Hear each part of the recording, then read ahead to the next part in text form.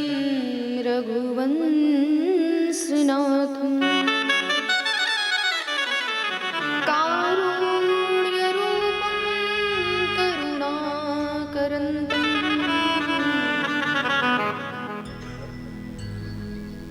कारुण्यरूपं करुणाकरन्तं श्रीरामचन्द्रं शरणं प्रपद्ये। गङ्गातरङ्गरमणीयजटाकलापं गौरीनिरन्तरे विभूषितवामभागं नारायणं प्रियमनङ्गमदाकुहारं वाराणसीं पुरपतिं भज विश्वनाथम् अञ्जनानन्दनं वीरं श्रीजानकी शोकनाशनं कपीशमच्छेहन्तारं वन्दे लङ्का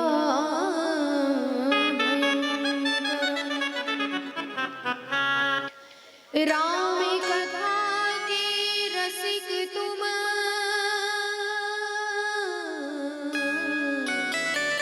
भक्ति राजे मति धीर आयशु आसन लीजिए तेज पुंज कपिवीर रामायण तुलसी कृत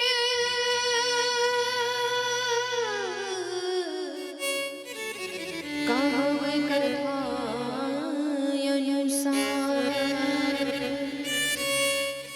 प्रेम सहित आसन गहो पवन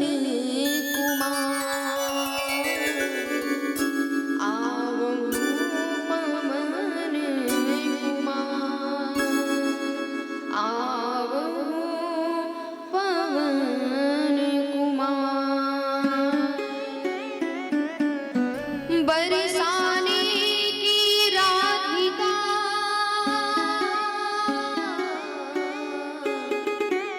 नंद गाँव को श्याम इनके चरणों में मेरा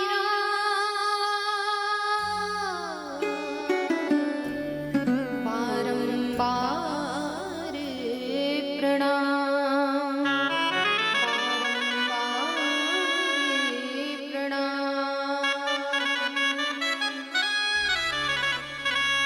श्री सीतानाथ समारंभा श्री रामानंदाय मध्यमा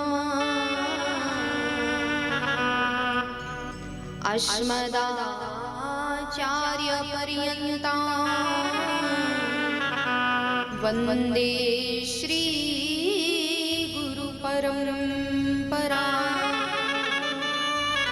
एकं नित्यं विमलमचलं सर्वधी साक्षीभूतं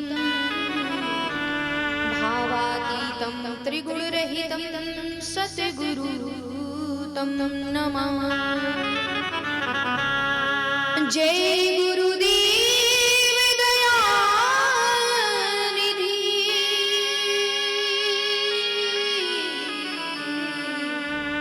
देहु मोहि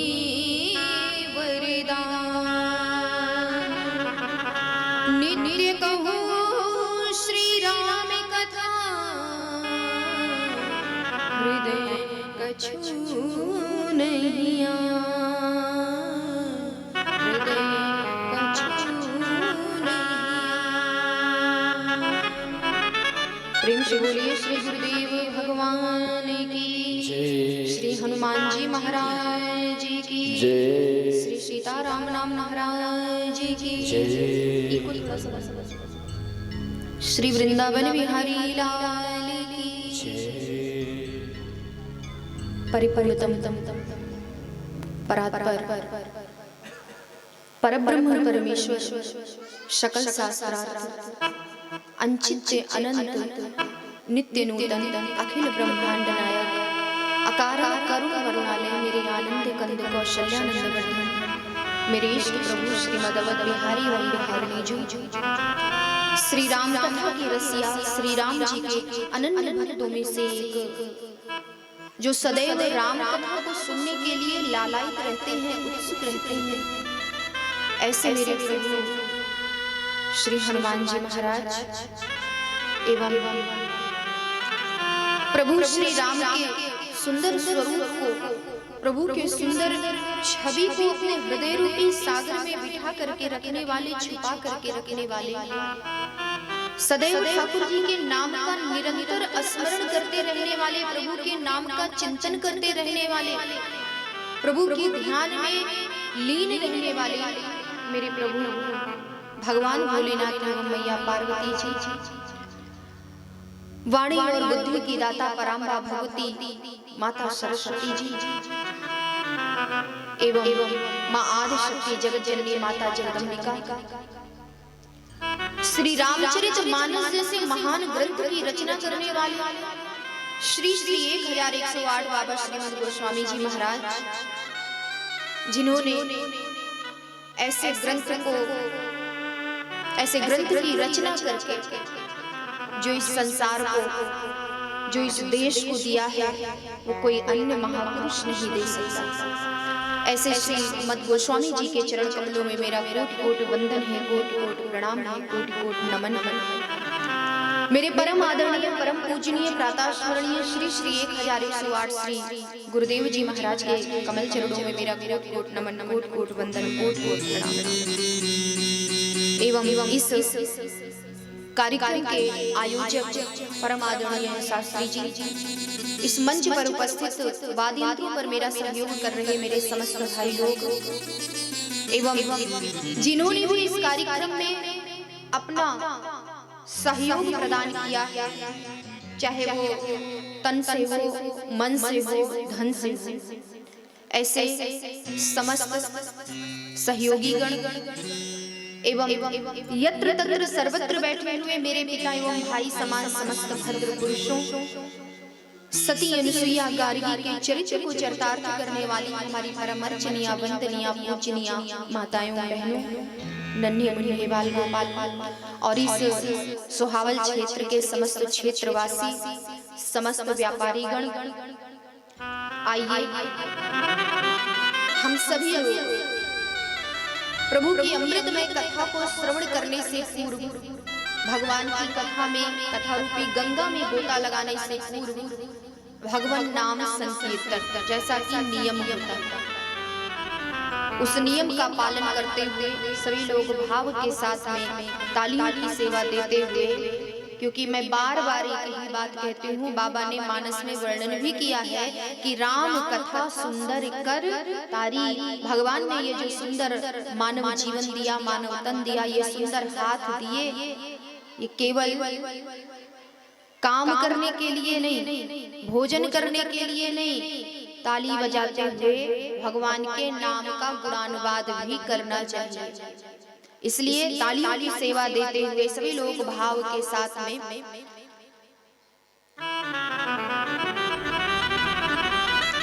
तेरी मर्जी का मैं हूँ गुलाम, मेरी अलविदा। भक्त का बड़ा ही सुंदर भाव है, मैं तो आपकी मर्जी का गुलाम हूँ, आपकी इच्छा का गुलाम हूँ, जो आपको कराना है आप करा लीजिए। बड़े ही भाव के साथ, तेरी मर्जी का मैं हूँ गुलाम, ओ मेरी अलविदा, तेरी मर्जी का मैं हूँ गुलाम, तेरी मर्जी का मैं हूँ गुलाम, मेरी अलविदा।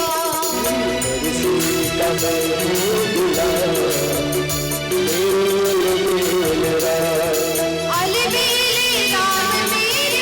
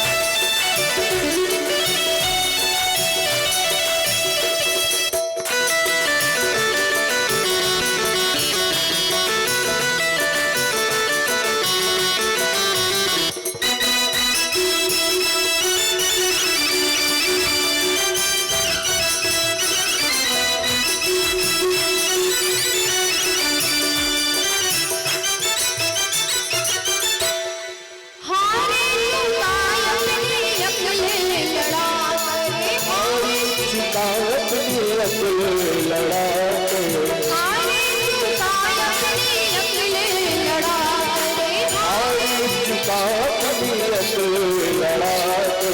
अपना संभालो इंतजाम, अपना संभालो इंतजाम, ओ मेरी अपना संभालो तेरे अगले मेरी मर्जी का मैं हूँ गुलाम, ओ मेरी अलविदा, तेरी मर्जी का मैं हूँ गुलाम।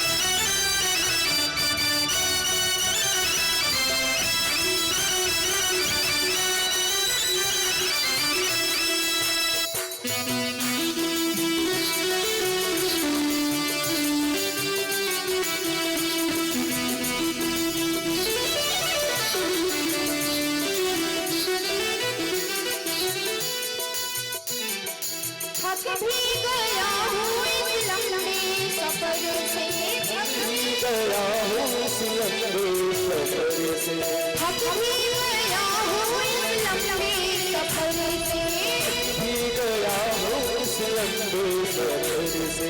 चरणों में जाना होगा, चरणों में जाना होगा, ओ मेरी अलविदा, चरणों में जाना तेरी मर्जी का मैं हूँ गुलाम, ओ मेरी अलविदा, तेरी मर्जी का मैं हूँ गुलाम, तेरी अलविदा।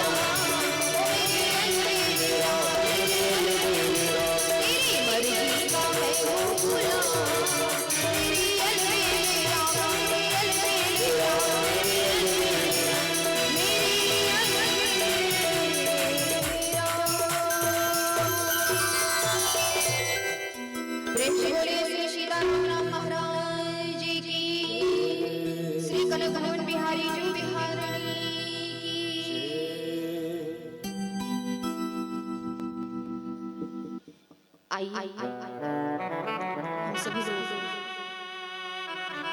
भगवान की कथा रूपी मंदाकिनी में प्रवेश करेंगे।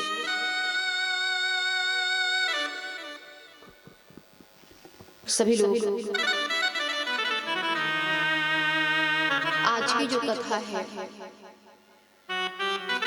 कल जैसा कि मैंने निवेदन किया था कि आज कथा के माध्यम से आप लोग भगवान शिव और माता पार्वती के विवाह की कथा को श्रवण करेंगे। सज्जनों, कल कथा के माध्यम से मैंने निवेदन किया, माता सती ने अपने शरीर का परित्याग करके योगाग्नि से अपने शरीर को जला करके नष्ट कर दिया, और वही माता सती हिमालय राज के यहाँ उनकी पुत्री के रूप में अवतार लेती है। नारद जी के कहने पर माता पार्वती भगवान शिव को पति रूप में प्राप्त करने के लिए वन में जाकर के घोर तपस्या करती हैं, बड़ी कठिन तपस्या करती हैं।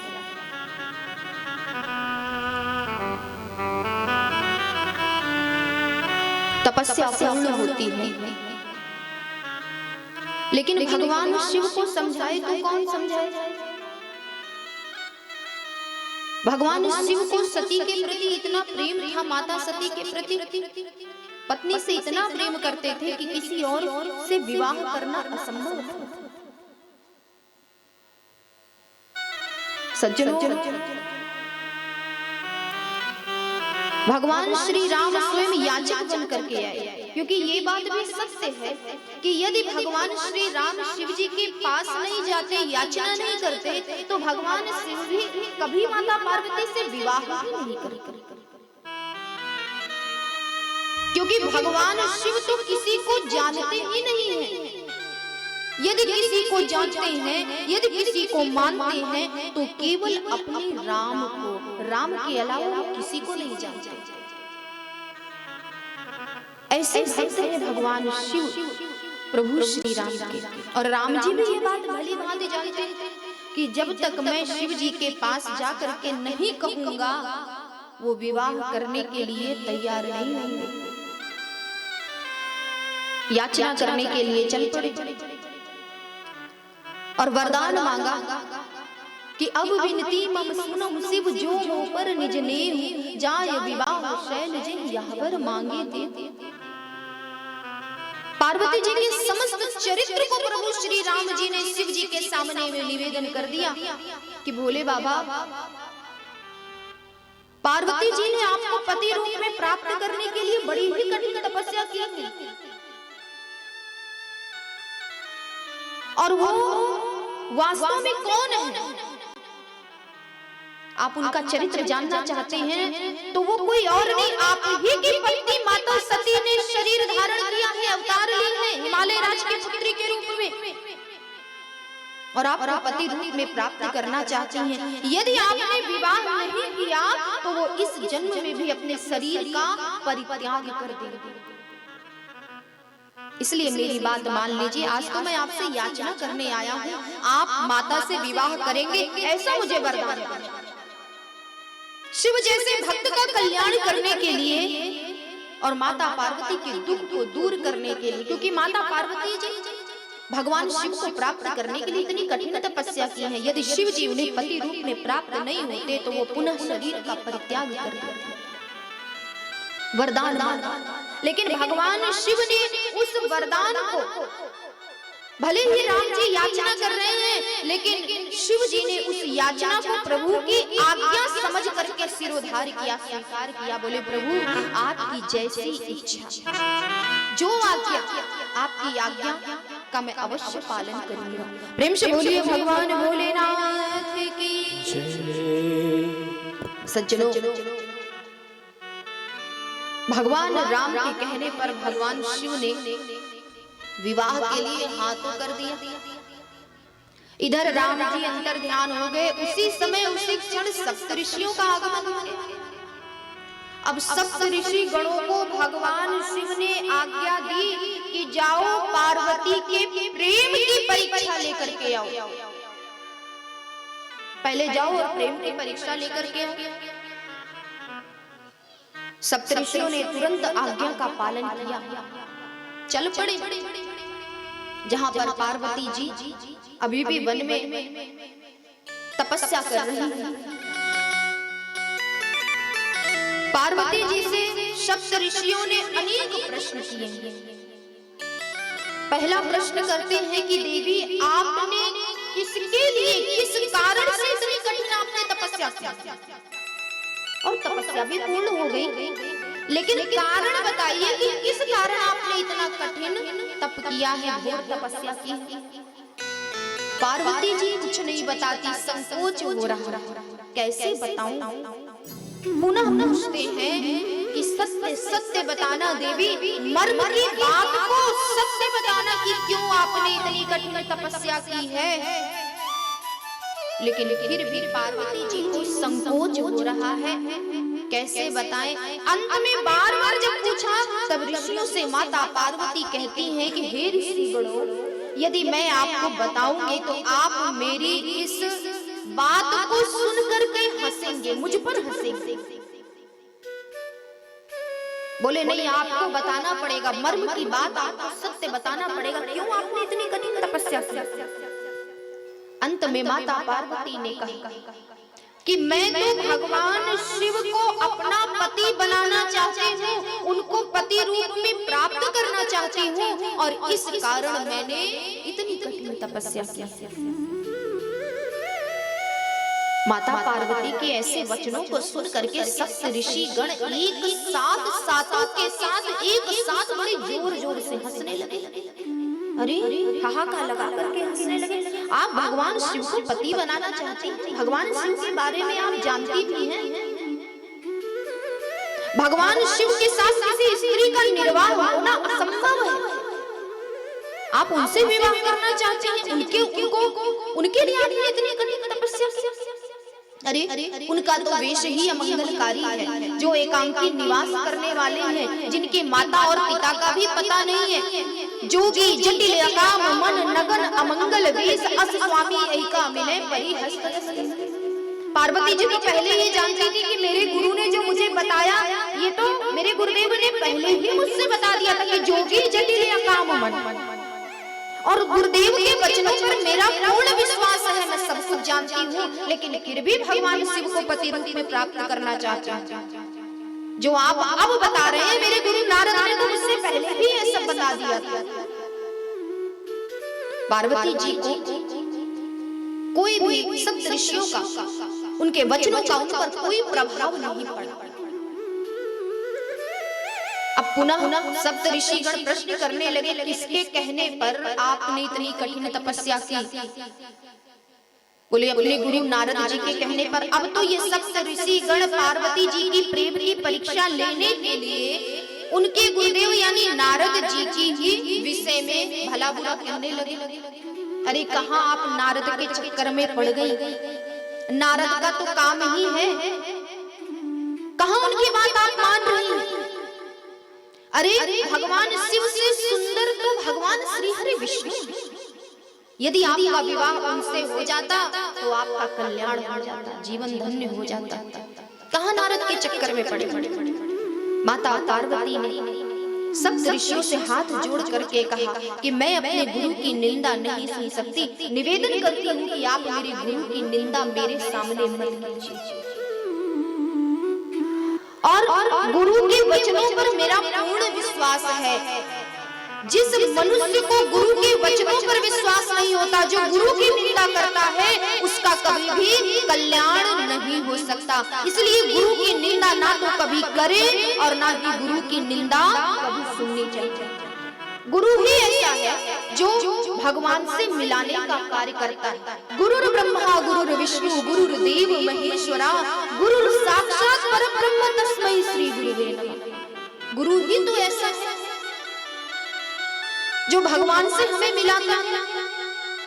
उस गुरु की निंदा सुनना माता पार्वती नहीं चाहती और उत्तर देती है सप्त ऋषियों के प्रश्नों का कि आप कहते हैं कि मेरे गुरुदेव ने जो मुझसे कहा, आप ही ने कहा है कि जोगी जटिल अकाम मन नगन अमंगल वेश, जिन शिव जी की शिव जी के विषय में आप ये सब बता रहे हो, तो मेरे गुरुदेव ने मुझसे पहले ही बता दिया और उनके वचनों पर मेरा पूर्ण विश्वास है। और रही भगवान विष्णु से विवाह की बात, तो मैं आपसे एक बात बताना चाहती हूँ। क्या? कि भले ही भगवान शिव अमंगल वेशधारी हों, भले ही वो एकांकी निवास करने वाले हों, भले ही उनकी माता और पिता का पता ना हो, वो चाहे जैसे हो, मैं आपसे एक बात आज बताना चाहती हूँ कि जिसका प्रेम जिसके प्रति होता है, यानी हम जिससे प्रेम करते हैं, सच्चा प्रेम करते हैं, अब बनावटी प्रेम नहीं, प्रेम भी दो प्रकार के होते हैं, एक सच्चा प्रेम और दूसरा दिखावटी प्रेम, यानी मन में राम बगल में छुरी। मन में कहते हैं, मन में तो इतनी बड़ी दुश्मनी है, देखना नहीं चाहते हैं, और ऊपर से दिखा रहे हैं कि भाई मैं तो आपसे बड़ा प्रेम करता हूं, और मन ही मन में कहते हैं मेरी गली में आओ तब मैं बताऊंगा। तो ऐसा प्रेम नहीं, वास्तव में हम जिससे प्रेम करते हैं, वो चाहे गोरा हो, चाहे काला हो, चाहे लंगड़ा हो, किसी भी प्रकार का क्यों ना हो, जिससे हम प्रेम करते हैं वही हमारे लिए सर्वोपरि होता है, वही हमारे लिए सर्वोपरि। इसलिए भगवान शिव से मेरा प्रेम है, तो भगवान शिव ही मेरे लिए श्रेष्ठ हैं, मुझे भगवान विष्णु से कोई विवाह नहीं करना, भगवान शिव ही मेरे लिए सर्वोपरि। अब ये सुन करके सप्त ऋषिगण प्रसन्न हो गए, अनेक प्रकार से उनके प्रेम की परीक्षा लेने लगे, लेकिन पार्वती जी के प्रेम को विचलित नहीं कर पाए। जो प्रेम उनके मन में शिव के प्रति, उस प्रेम को विचलित नहीं कर पाए। अंत में ये ऋषिगण पार्वती जी को अनेक प्रकार से उनको प्रणाम करते हुए, आदिशक्ति जगदम्बा के चरणों में प्रणाम करते हुए मानस में बाबा ने वर्णन किया है। देखी प्रेम बोले मुनि ज्ञानी, देखी प्रेम बोले मुनि ज्ञानी, जय जय जय जगदम्ब भवानी, जय जय जगदम्बे भवानी।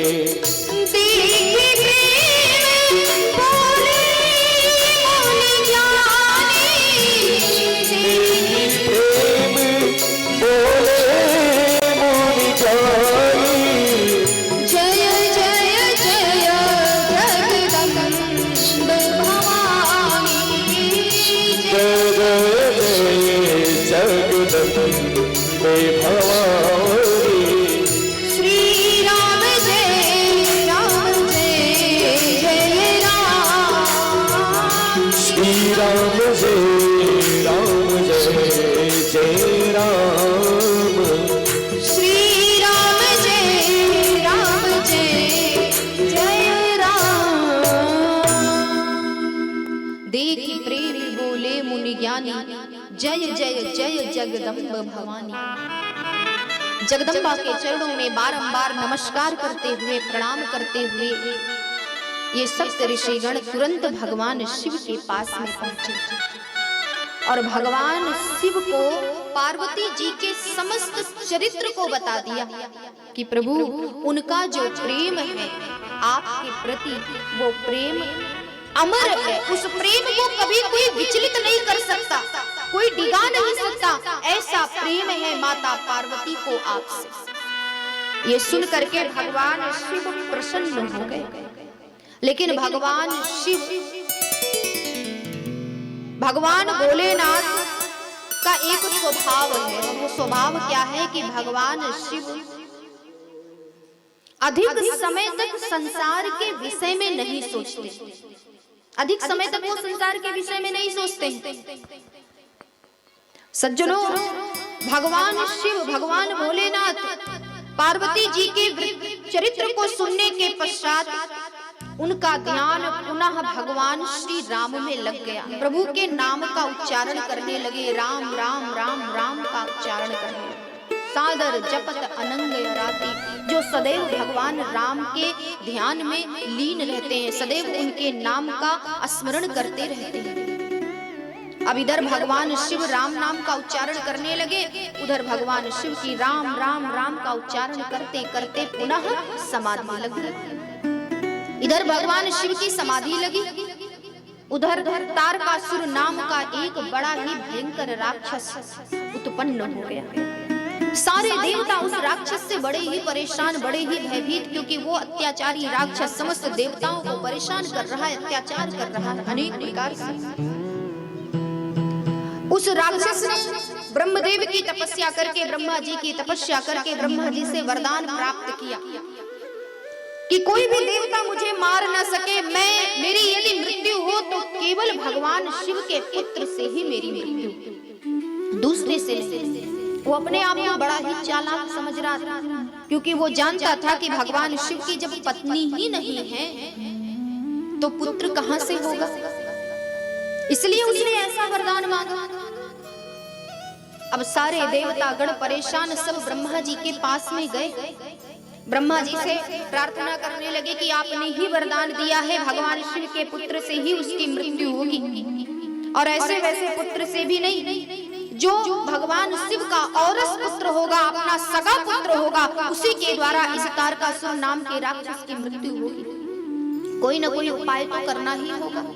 अब ब्रह्मदेव भी बड़े परेशान चिंतित हैं कि भगवान शिव तो समाधि में लीन है, समाधि से उनको जगाएगा कौन, ऐसी धृष्टता कर कौन सकता है, इतनी किसके पास हिम्मत है, कौन उनको समाधि से जगा सकता है। ब्रह्मा जी ने कहा देखो भाई, मैं भी भगवान शिव को समाधि से उठा नहीं सकता, जगा नहीं सकता, इसके लिए तो हम सभी को कामदेव के पास में चलना पड़ेगा, वही कुछ कर सकता है। सारे के सारे देवता ब्रह्मा जी को साथ में लेकर के कामदेव के पास में गए और प्रार्थना करने लगे, निवेदन किया कि हे कामदेव, अब तो आप ही कुछ कर सकते हैं, भगवान शिव को किसी प्रकार से समाधि से उठाइए। सज्जनों, कामदेव जगत कल्याण की दृष्टि से देवताओं की सहायता करने के लिए तैयार हो गया और अपने साथियों के साथ वो पलायन कर गया, कैलाश पर आया। काम का ऐसा प्रभाव पड़ा कि सारे संसार के पुरुष, जितने भी संसार, कोई बच नहीं पाया, ऋषि मुनि जितने भी थे सब के सब काम के वशीभूत हो गए।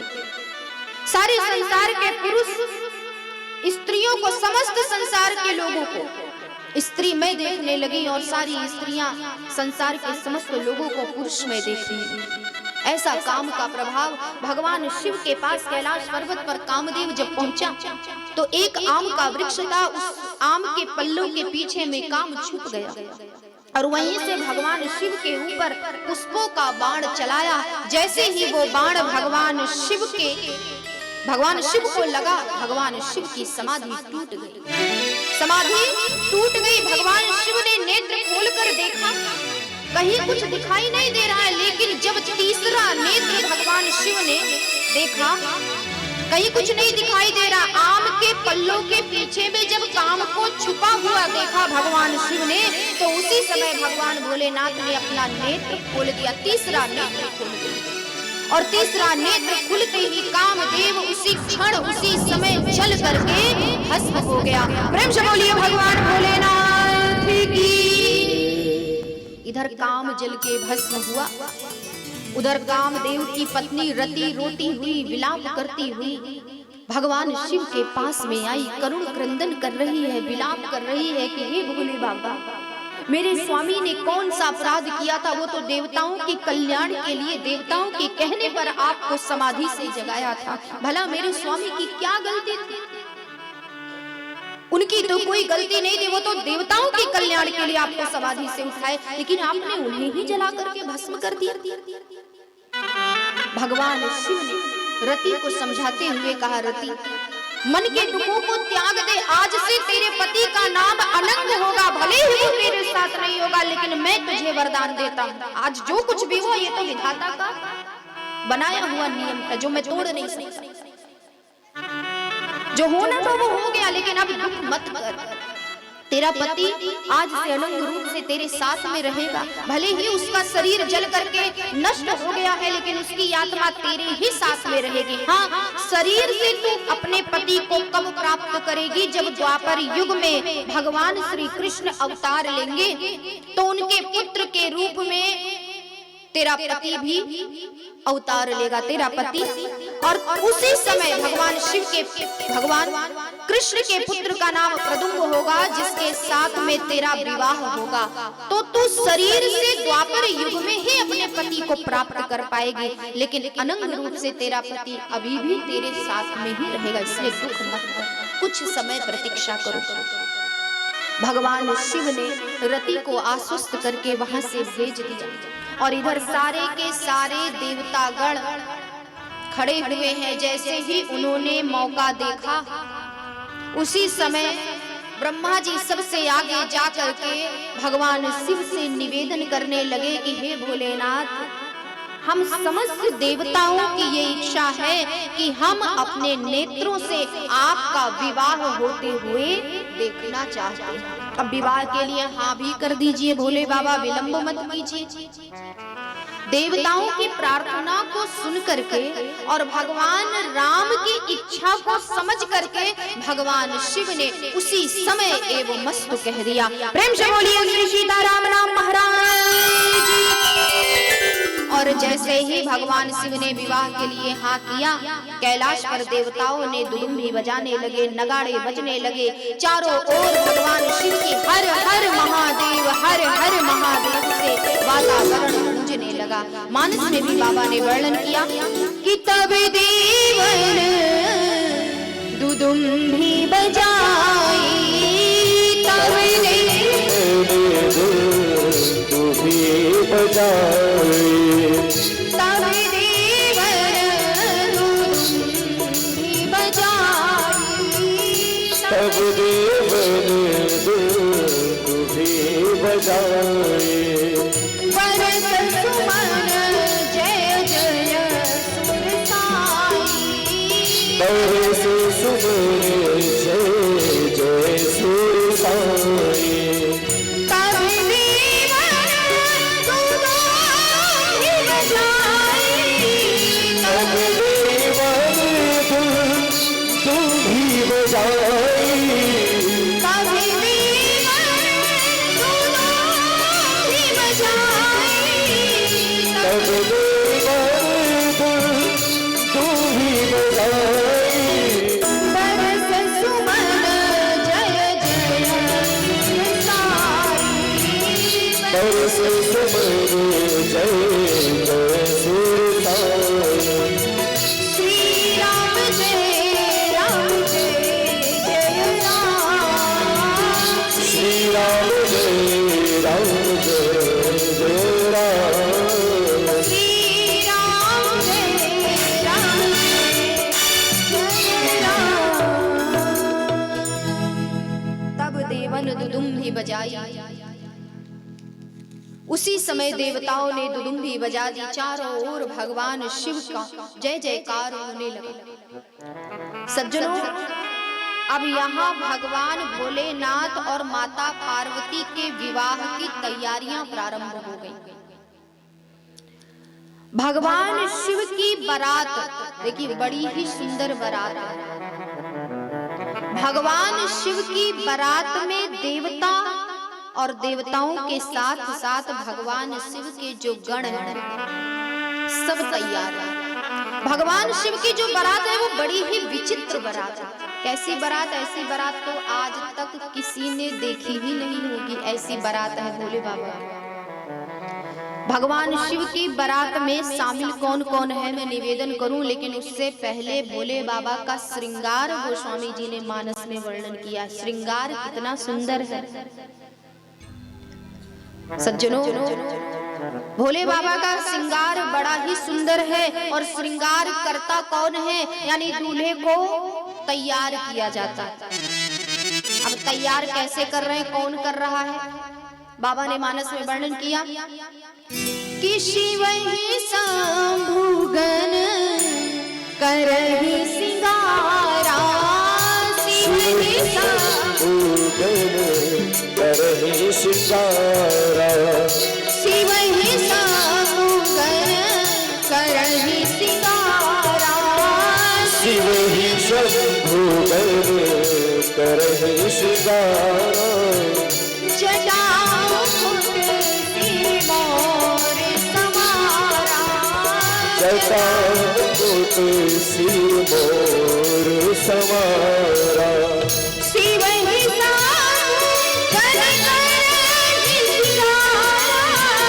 शिव ही शंभुगन करहि सिंगारा शिव ही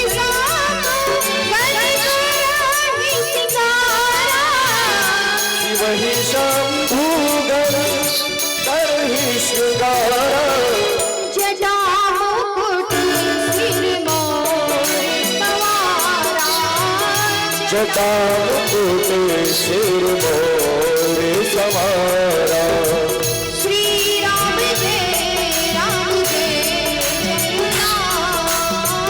श्री राम जय राम जय राम श्री राम जय राम शिव ही शंभुगन करहि सिंगारा जटा मुकुट सिर मोर सवारा।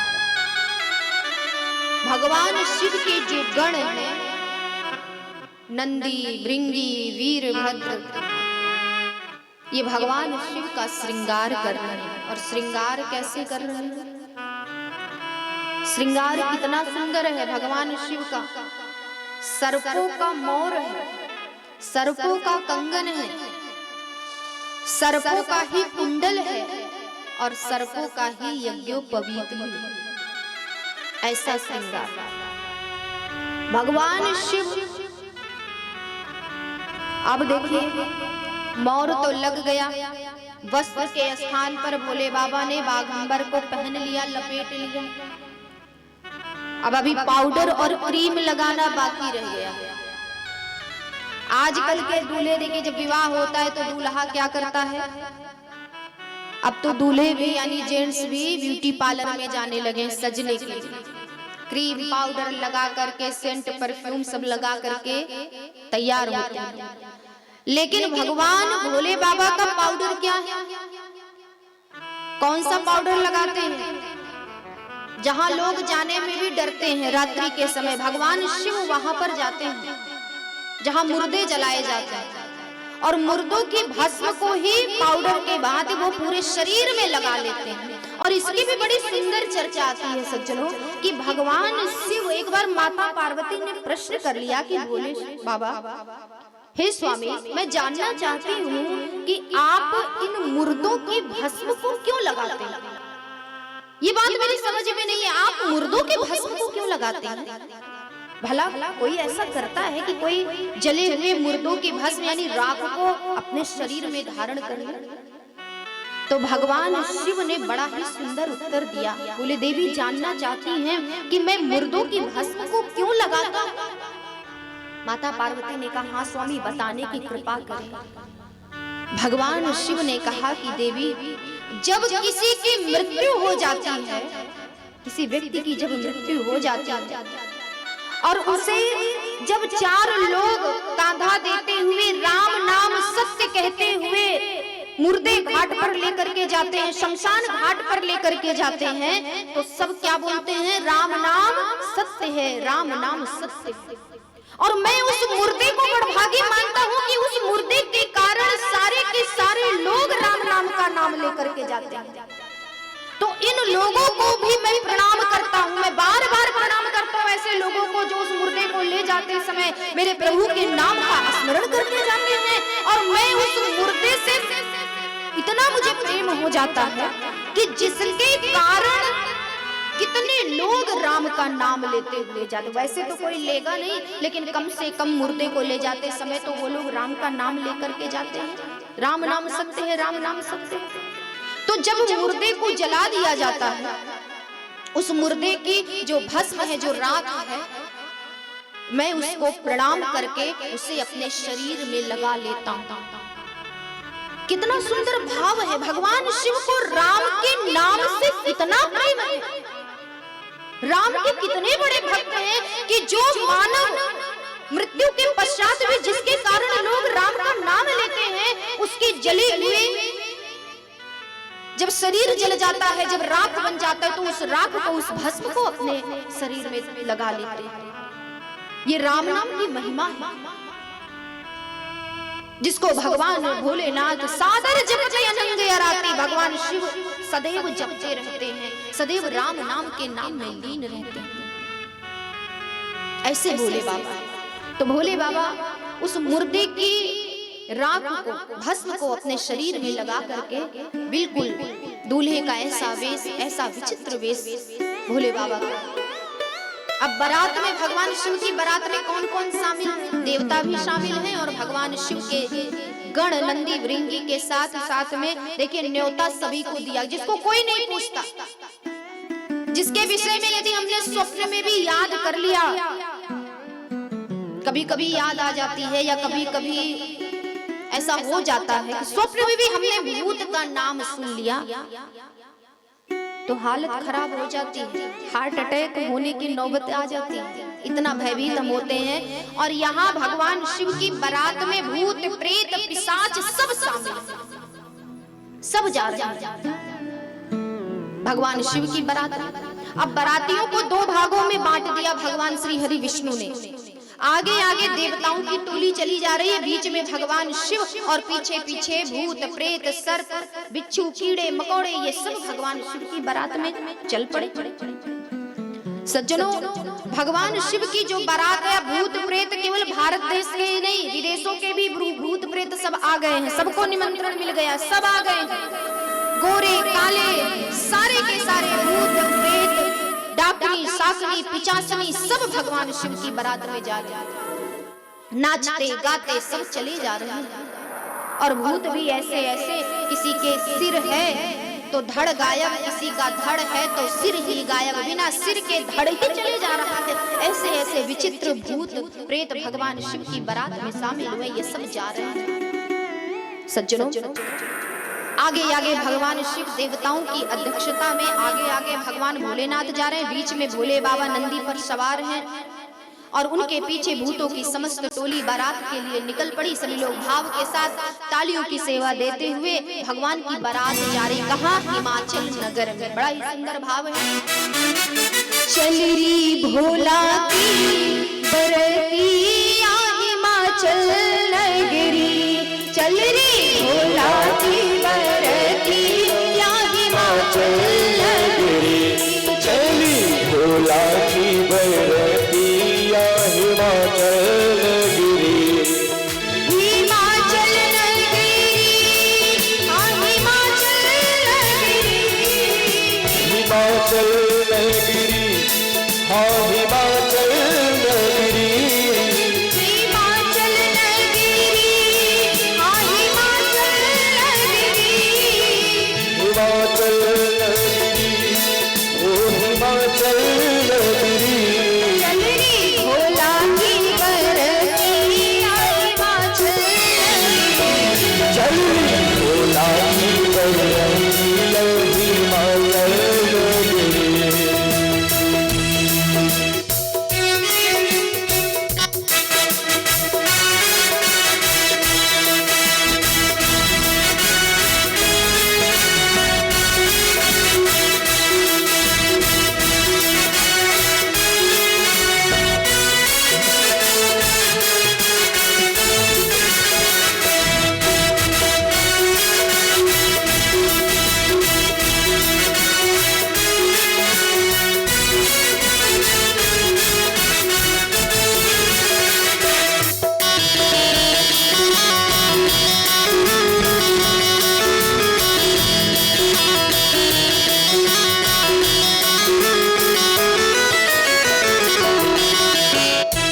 देखिए भगवान शिव की बारात में कौन कौन है, कौन कौन जा रहा है बारात में, बड़ी सुंदर चर्चा थी। प्यारे बैल सवार भई हैं, कलसा बन लटकाए, कलसा बन लटकाए, प्यारे बैल सवार हुए, कलसा बन लटकाए, कलसा बन लटकाए, प्यारे बैल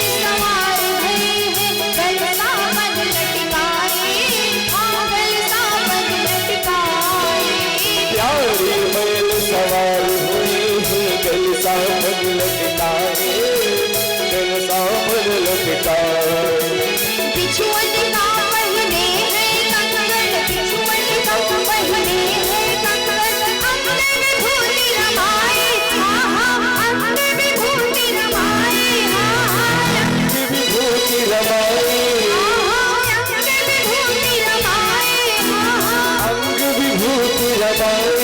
उनकी अद्भुत है सूरत हिमाचल लगे, उनकी अद्भुत है सूरतिया हिमाचल नगरी। चल रे भोला की बरतिया हिमाचल नगरी, चली भोला की बरतिया हिमाचल नगरी। हिमाचल नगरी, हाँ हिमाचल नगरी, हिमाचल नगरी, हाँ हिमाचल नगरी। हिमाचल नगरी, हाँ हिमाचल नगरी, हिमाचल नगरी, हाँ हिमाचल नगरी। चल रे भोला की बरतिया हिमाचल नगरी। चली भोला की बरतिया हिमाचल नगरी।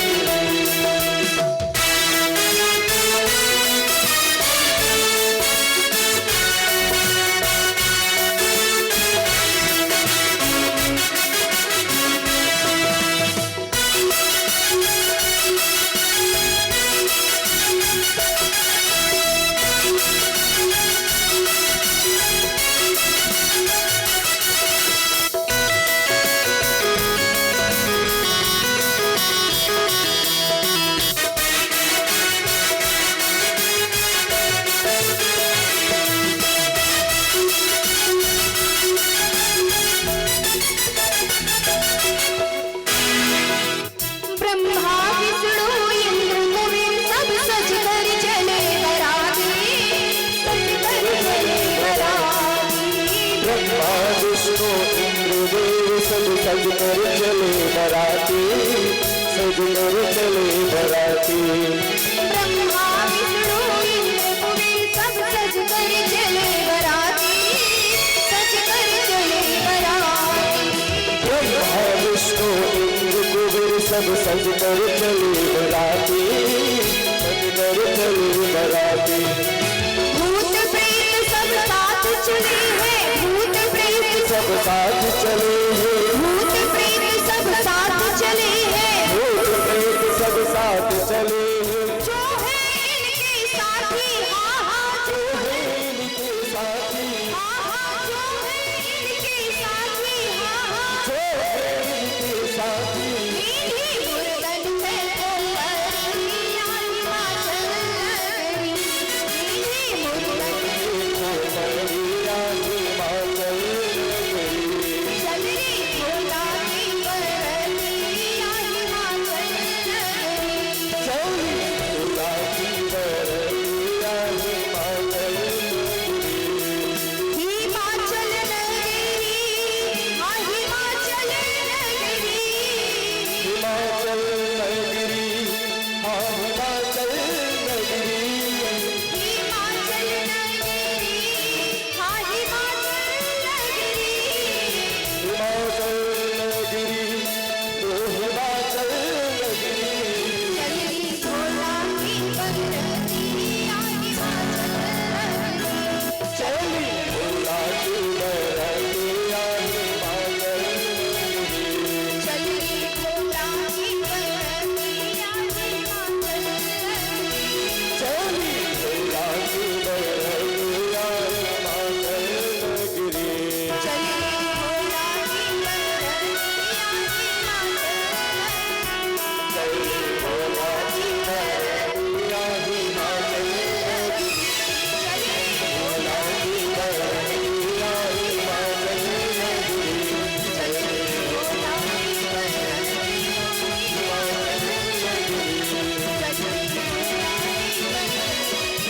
हिमाचल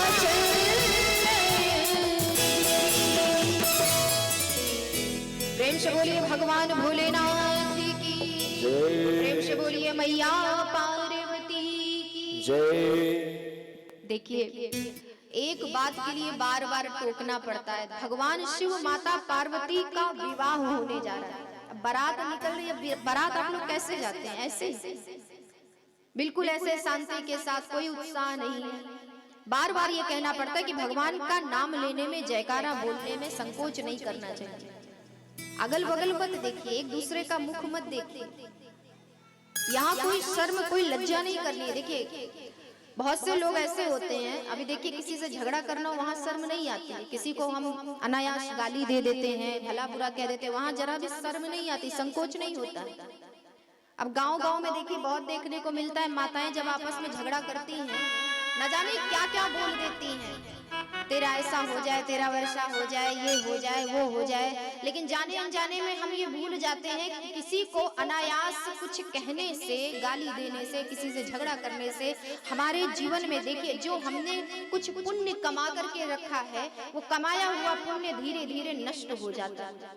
तो इस बात को विशेष ध्यान रखिए, जहाँ शर्म करने की बात हो वहाँ शर्म करनी चाहिए। यहाँ भगवान के कथा पंडाल में बैठ करके यदि भगवान का नाम लेने में शर्म आ रही है, संकोच हो रहा है, तो ये तो बड़े ही शर्म की बात है। इसलिए प्रेम के साथ, अभी बहुत अधिक समय नहीं हुआ, भगवान शिव और माता पार्वती जी का विवाह संपन्न होगा। उसके बाद आगे की चर्चा आप लोग श्रवण करेंगे। सभी लोग भाव के साथ एक बार प्रेम से भगवान के नाम का जयकारा और तत्पश्चात आगे की चर्चा। प्रेम से बोलिए श्री सीताराम राम महाराज जी की जय। प्रेम से बोलिए भगवान भोलेनाथ की जय। प्रेम से बोलिए मैया पार्वती की जय। कथा के प्रति आपका उत्साह होना चाहिए, मन होना चाहिए। कथा को देखिए, जो नियम पूर्वक सुनता है, श्रवण करता है, उसको फल भी भगवान बड़ा ही सुंदर फल देते हैं। मैं निवेदन करूंगी, लेकिन आगे मैं चर्चा कर रही थी, निवेदन कर रही थी कि भगवान शिव की बारात हिमाचल नगर के लिए प्रस्थान कर गई। अब भगवान शिव की बारात का स्वागत करने के लिए पार्वती जी के पिता नगराज ने बारातियों का स्वागत करने के लिए बहुत से लोगों को भेजा हुआ। नगर के जो बुद्धिमान जो पुरुष थे, सब बारात का स्वागत करने के लिए कि भाई बारात आ रही है, स्वागत करने के लिए, उनका सत्कार करने के लिए सब जगह जगह पर खड़े हुए थे। अब भगवान शिव की बारात है। देखिए बारात जब भी आती है तो कन्या पक्ष के लोग बारातियों को देखने के लिए, यहाँ तक कि सबसे आगे तो नन्हे नन्हे जो बालक होते हैं, बच्चे होते हैं, वो सबसे आगे कि भाई बारात आएगी तो हम सबसे पहले दूल्हे को देखेंगे, बारातियों को देखेंगे। वही स्थिति यहाँ पर है। बच्चे भी आकर के सब खड़े हैं कि देखें कितनी सुंदर बारात है, दूल्हा कैसा है, सब दूल्हे को देखने के लिए उत्सुक हैं। अब बारात कैसी है, आगे तो भगवान विष्णु, उनके पीछे समस्त देवताओं की टोली। भगवान विष्णु को देख करके सभी लोग बड़े प्रसन्न हुए कि यही शायद दूल्हा, यही इतना सुंदर दूल्हा, सब प्रसन्न हुए। लेकिन भगवान विष्णु ने कहा भाई देखो दूल्हा हम नहीं, अभी दूल्हा तो पीछे आ रहे हैं, हम भी आपकी भांति ही इस बारात में हम शामिल हुए हैं, तो हमें दूल्हा मत समझिए, दूल्हा तो अभी पीछे है।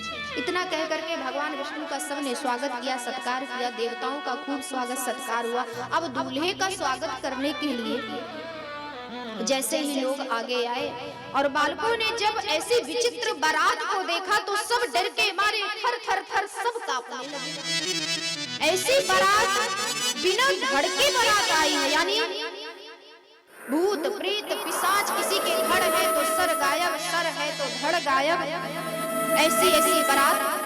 अब उन्हीं भूतों में किसी ने आकर के पूछा कि भाई ठहरने का स्थान कहाँ है, कहाँ ठहरे। अब बेचारे एक व्यक्ति वहां पर खड़े हुए हैं, वो तो कांप रहे हैं डर के मारे और कहते हैं देखिए भाई आपको हम कहाँ ठहरने के लिए कहें, जहाँ इच्छा हो ये सब आपका ही है, जहाँ मन हो आप वहाँ ठहर जाइए। इतना कह करके वो इतनी जोर से भागा वहां से कि फिर दोबारा दिखाई नहीं। ऐसी बारात भगवान शिव। अब बच्चे तो दौड़ करके जा करके अपने अपने घरों में बंद कर, घरों में गए और किवाड़ बंद कर। माता पिता ने कहा भाई क्या बात है, गए थे बारात देखने, दूल्हा देखा, कैसा दूल्हा है? बोले दूल्हे को तो छोड़ दो, पहले तो बारात ऐसी आई है कि आज तक हमने कभी ऐसी बारात नहीं देखी, यहाँ तो बिना सिर की बारात आ गई। किसी के सिर है तो धड़ ही नहीं, ऐसे ऐसी बारात में भूत प्रेत पिशाच सब आ गए हैं। और अब आप लोग भी बाहर मत निकलना, कोई बाहर मत जाना। ऐसी बारात, ऐसी भयंकर, ऐसी डरावनी भगवान शिव की बारात। सबके सब लोग वहां से भाग गए। कुछ ज्ञानी पुरुष, ज्ञानवान पुरुष वहां पर है, कुछ ज्ञानी पुरुष, ज्ञानवान पुरुष वहां पर खड़े हुए जो जानते हैं।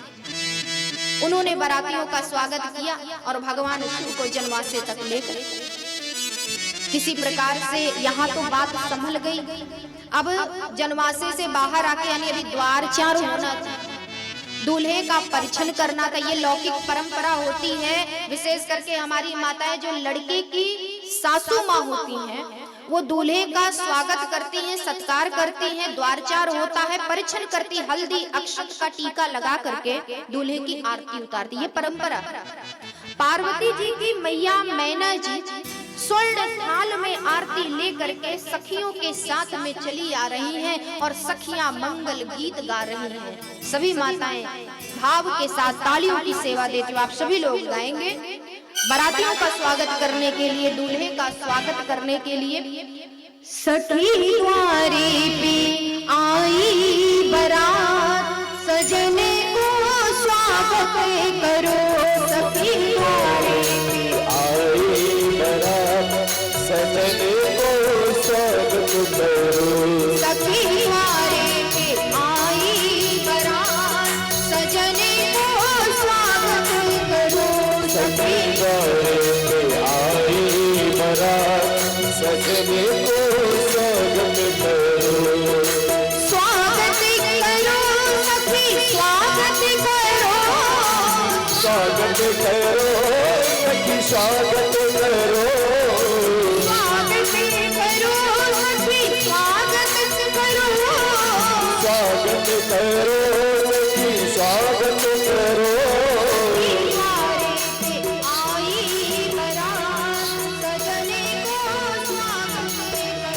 सखी द्वारे पे आई बारात, सजने को स्वागत करो।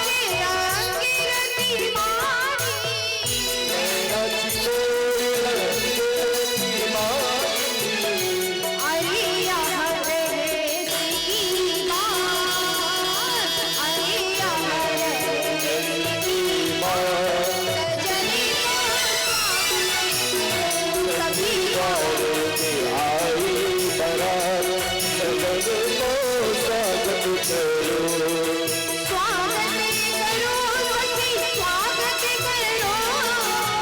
स्वागत करो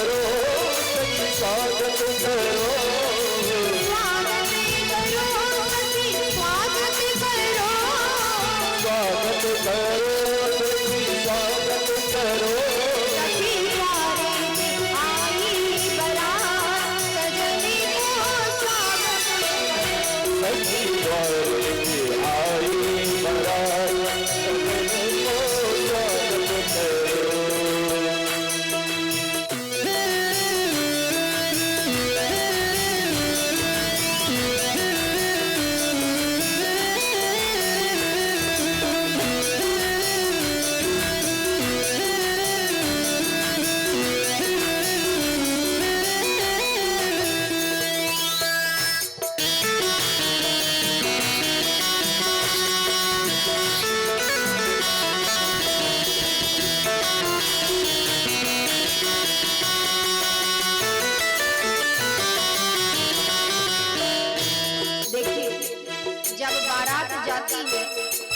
कन्या के पास, कन्या के उसके घर द्वार पर जब बाराती जाते हैं तो क्या करते हैं, नाचते हैं, गाते हैं। और यहाँ भूत प्रेत पिशाच देवता गण सब नाच रहे हैं, सब नाच रहे हैं। कैसे नाच रहे हैं, चर्चा आती है। लाज शरम सब जीवी रखी करे, लाज शरम सब जीवी रख करे, लाज शरम सब जीवी रखी करे, लाज शरम सब गिरवी रख करे। अरे लहंगी पान जवान, अरे लहंगी पान जवान, सजन को स्वागत करो, अरे सजन को स्वागत करो। सखी द्वारे पे आई बरात, सजन को स्वागत करो, सखी द्वारे पे आई बरात, सजन को स्वागत करो। स्वागत करो सखी, स्वागत करो, स्वागत करो सखी, स्वागत करो। स्वागत करो सखी, स्वागत करो, स्वागत करो सखी, स्वागत करो। सखी द्वारे पे आई बरात, सजन को स्वागत करो, सखी सखी द्वारे पे आई बरात, सजन को स्वागत करो।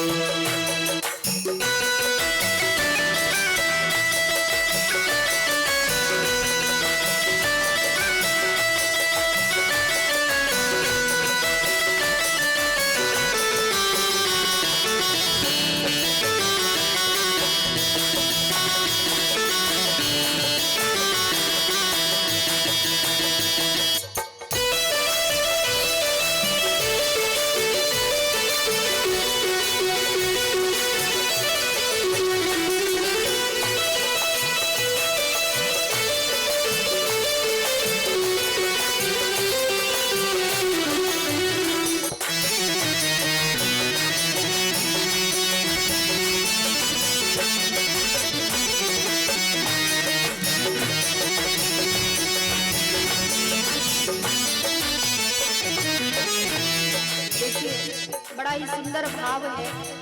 बारात में जब दूल्हा द्वार पर खड़ा होता है तो दूल्हे के जो कुछ मित्र आदि होते हैं वो सब व्यंग कसते हैं, थोड़ा बहुत हंसी मजाक करते हैं।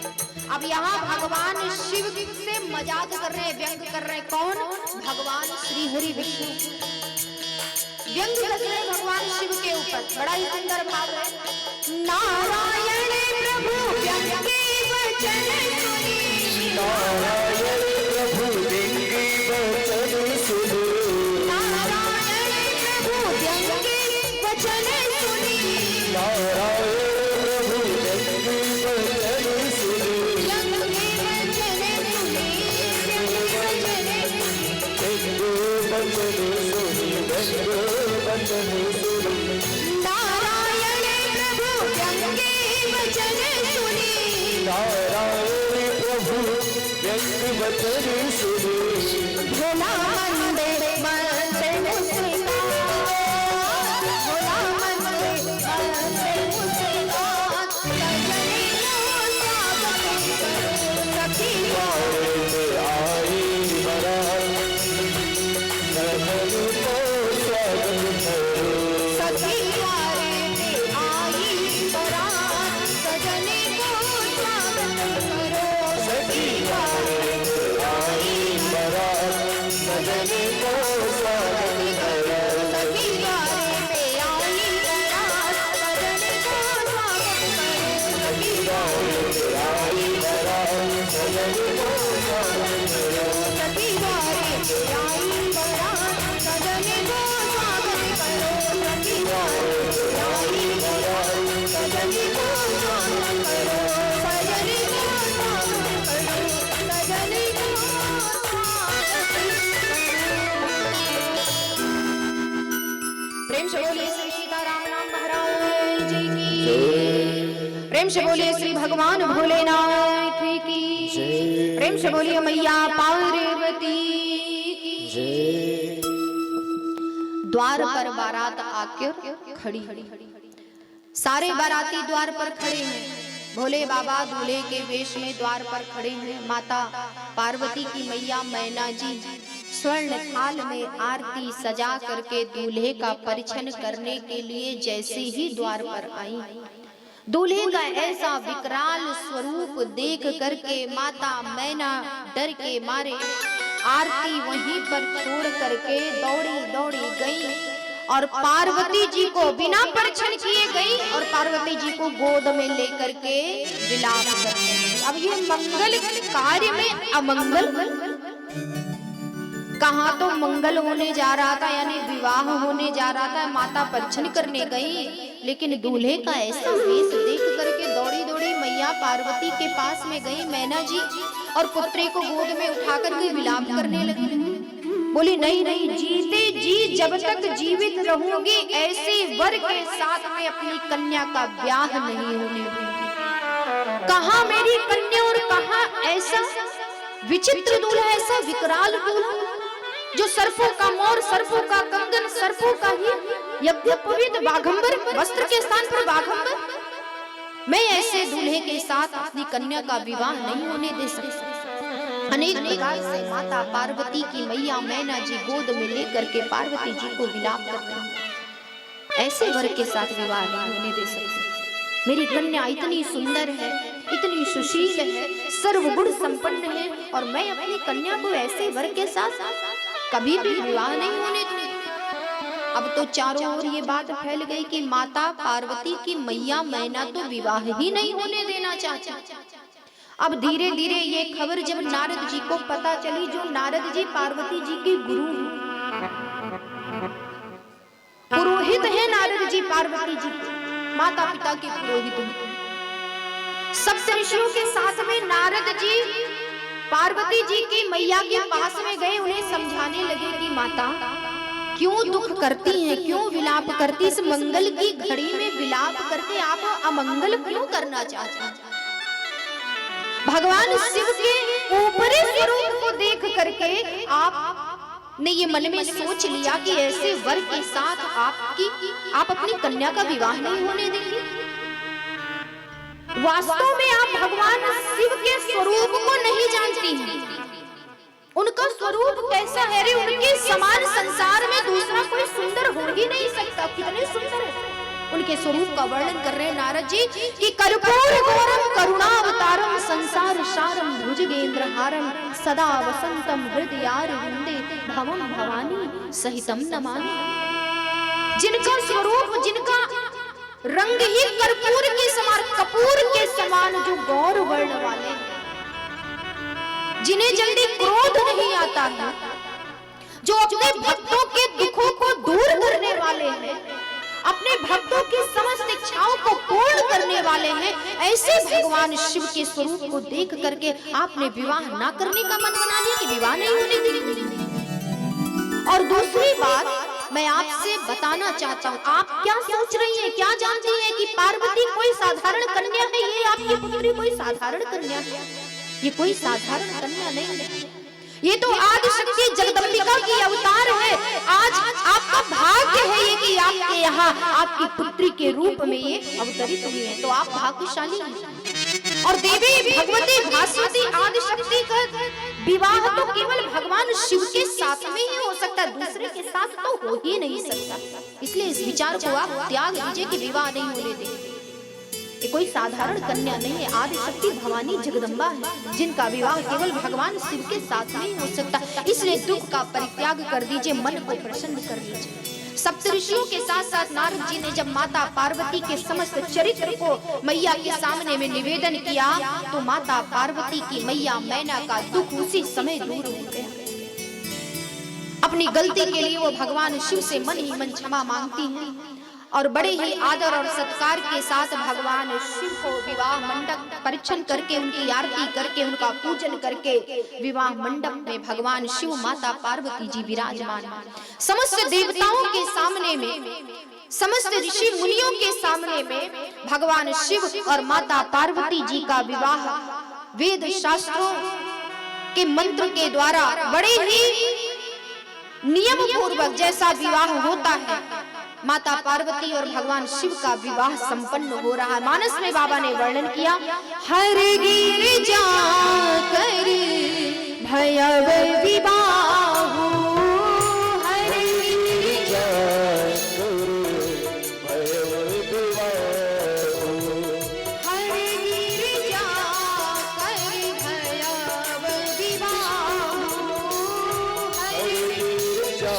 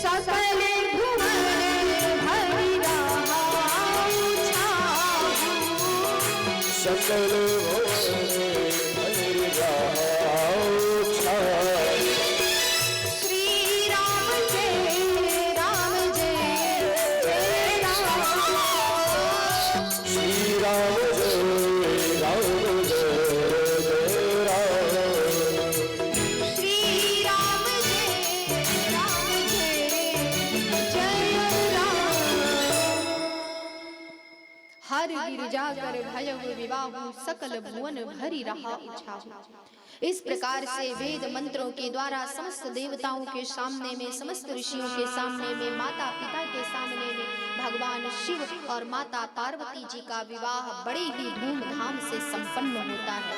प्रेम से बोलिए भगवान भोलेनाथ की, प्रेम से बोलिए मैया पार्वती की।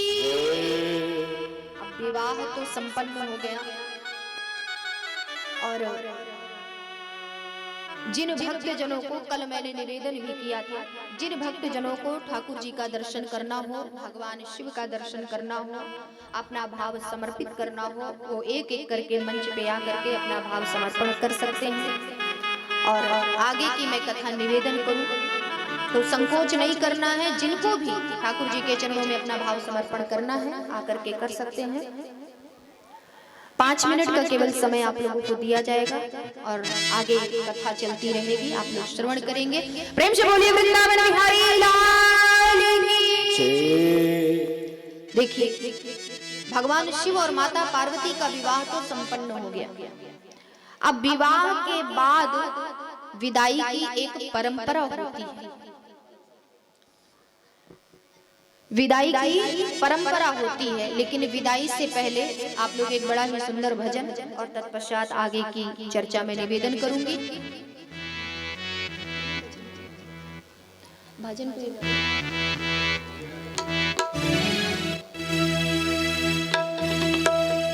श्री राम श्री राम श्री राम।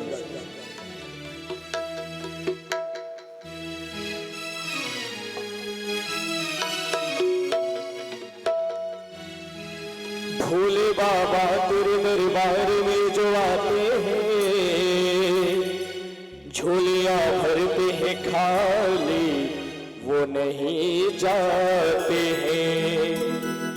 भोले बाबा तेरे दरबार में जो आते हैं, झोलियां भरते हैं खाली वो नहीं जाते हैं।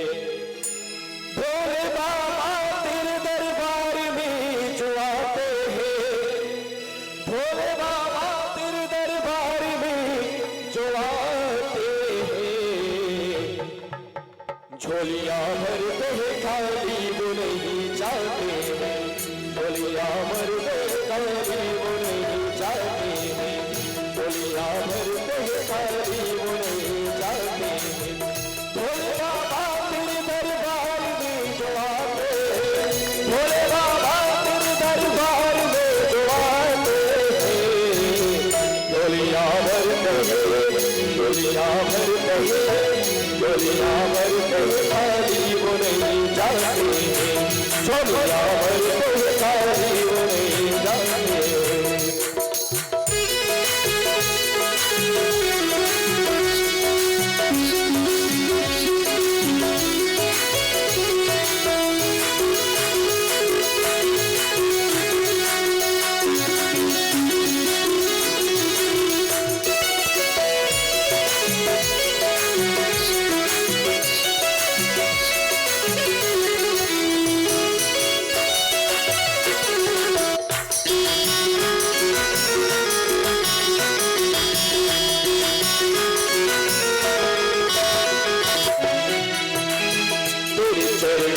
फूला फूल लगे मिल जाए, यही पाना है मेरे दिल में फूल खिल जाए। तेरी चरणों में फूला फूल लगे मिल जाए, यही पाना है मेरे दिल में फूल खिल जाए। तेरी चरणों में फूला फूल लगे मिल जाए, यही पाना है मेरे दिल में फूल खिल जाए। सारे जग में सभी तेरे ही गुण गाते हैं, सारे जग में सभी तेरे ही गुण गाते हैं। खुशियाँ पाते हैं, झोलियाँ भरते हैं, झोलियाँ भरते हैं खाली वो नहीं जाते हैं, झोलियाँ भरते हैं खाली वो नहीं जाते हैं। भोले बाबा तेरे दरबार में दुआते हैं, भोले बाबा तेरे दरबार में दुआते हैं। झोलियाँ भरते हैं, झोलियाँ भरते खाली वो नहीं जाते हैं, झोलियाँ भरते खाली वो नहीं जाते हैं, झोलियाँ भरते खाली वो नहीं जाते हैं।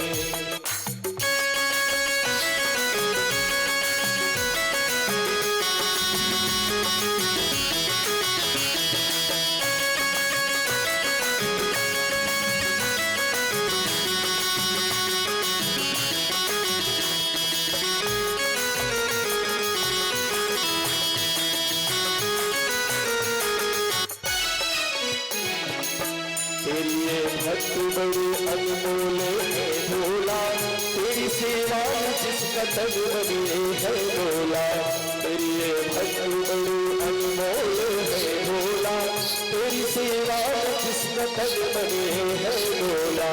तेरी ये भक्त बड़े अनमोल है भोला, तेरी सेवा जिसका तन बने है भोला।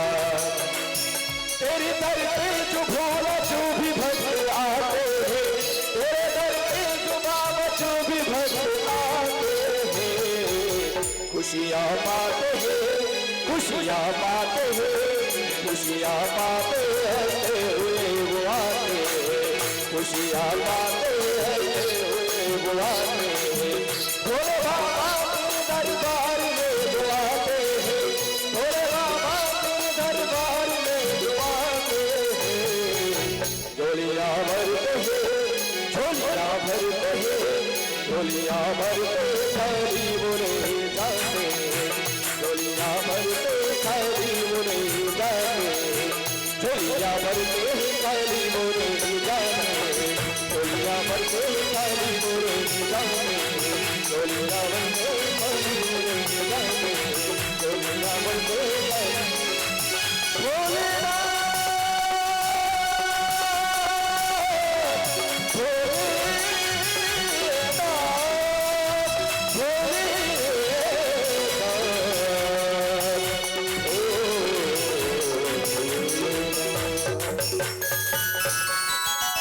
प्रेम से बोलिए श्री सीताराम नाम महाराज की, श्री कनक भवन बिहारी जू बिहारणी की। सज्जनों, मैं निवेदन कर रही थी, भगवान शिव और माता पार्वती का विवाह जब संपन्न हो गया, अब विदाई की वो बेला भी आ गई, वो समय भी आ गया। माता पार्वती की मैया मैना भगवान शिव से एक बड़ा ही सुंदर निवेदन करती है।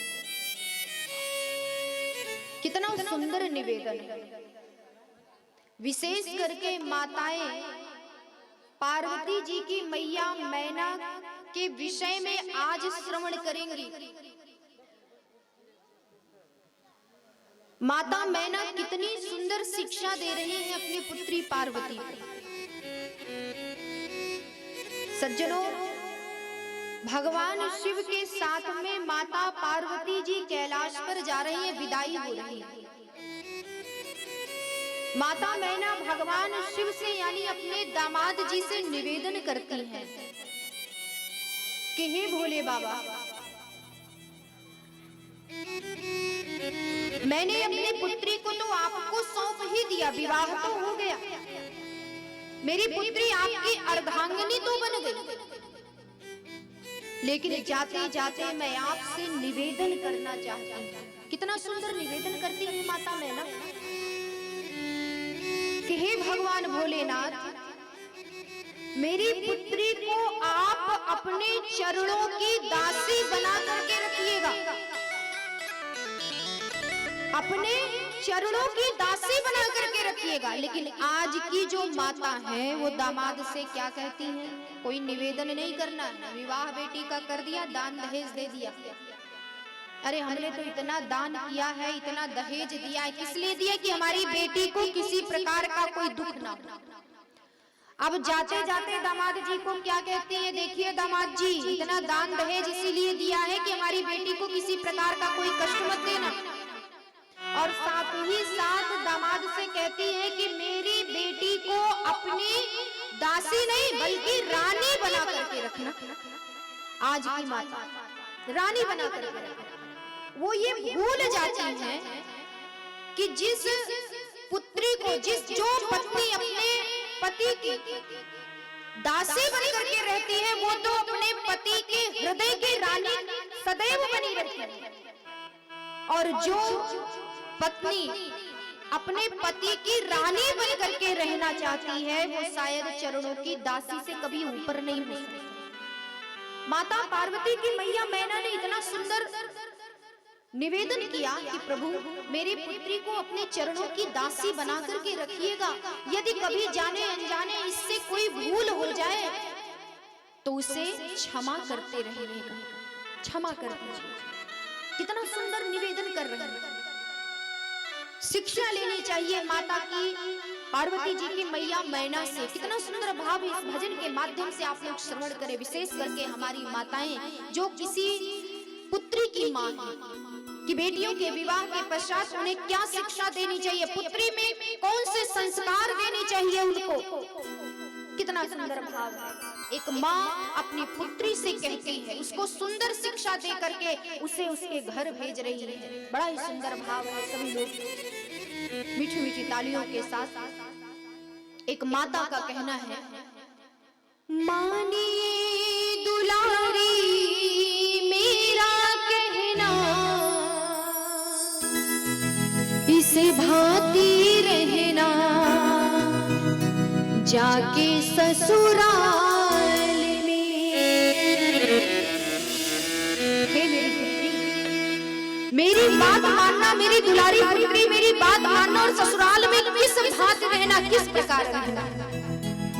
मानिए दुलारी मेरा कहना, इस भांति रहना जाके ससुराल में। मानिए दुलारी मेरा कहना, इस भांति रहना जाके ससुराल में।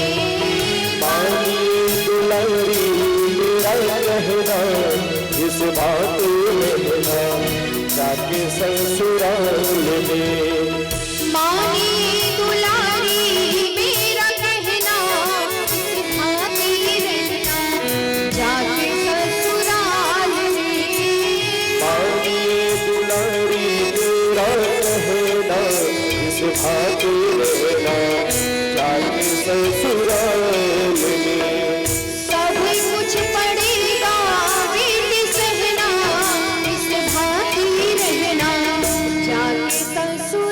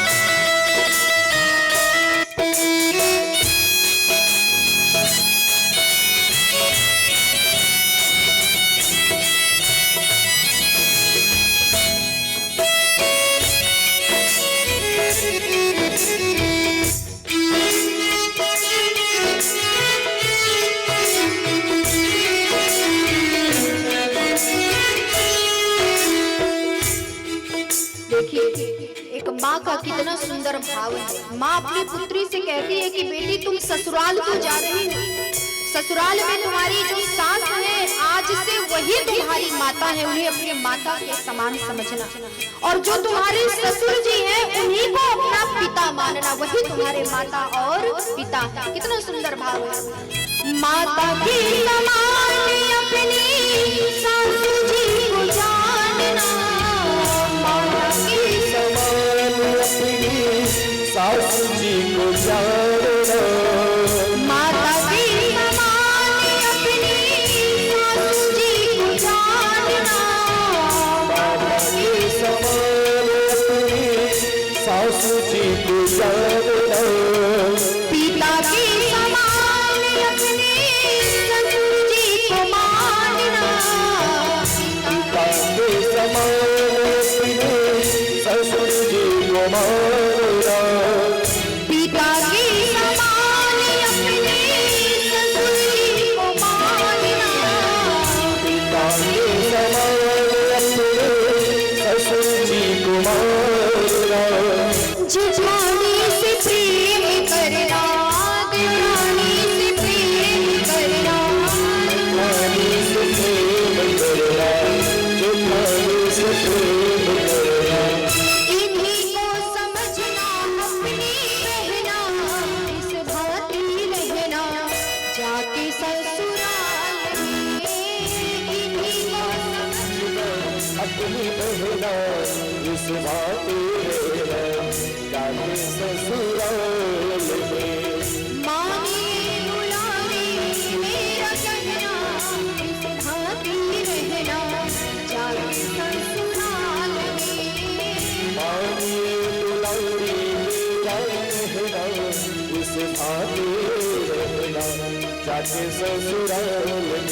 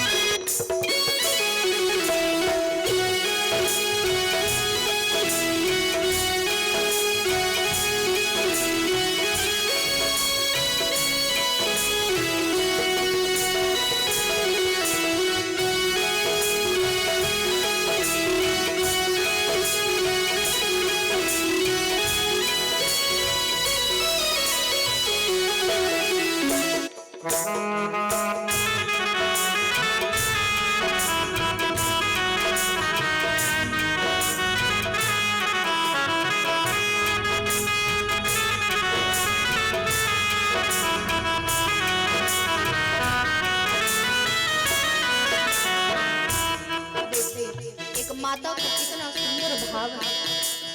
माँ अपनी पुत्री को सुंदर शिक्षा देती हुई कहती है कि हे मेरी लाडली पुत्री, यदि कभी कभी सास तुझे कुछ कड़वे वचन बोल दे, थोड़ा डांट दे, फटकार दे, तो उनकी बातों का बुरा मत मान। जैसे मैं तुम्हें गलती करने पर कभी कभी डांट देती हूँ, कुछ बोल देती हूँ तो बुरा नहीं मानती, ठीक उसी प्रकार से उन सास को अपनी माँ समझ करके उनके कहे हुए वचनों को सुन करके दुख मत करना। बड़ा ही सुंदर भाव है।